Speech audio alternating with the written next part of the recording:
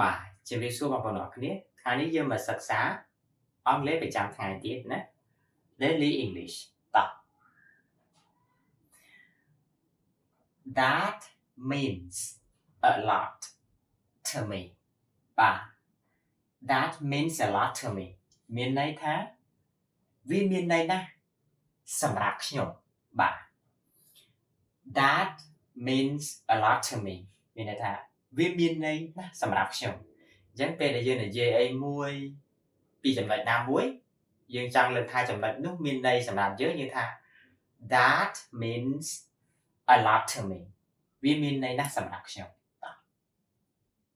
បន្តមកទៀត I'm just kidding I'm just kidding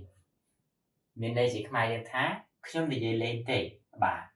អញ្ចឹងនិយាយទៅអាចមានការប៉ះពាល់អីទៅបងប្អូនអាចនិយាយថា I'm just kidding ខ្ញុំនិយាយលេងទេណា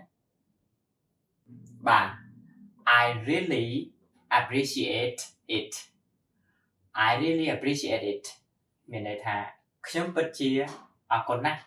អញ្ចឹងបងប្អូនចង់និយាយអរគុណទៅអ្នកណាម្នាក់បងប្អូនអាចប្រើប្រយោគហ្នឹងណា I really appreciate it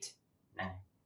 ខ្ញុំពិតជាអរគុណណាស់ចំពោះបងប្អូនដែលចង់សិក្សាអាច comment ពាក្យថារៀន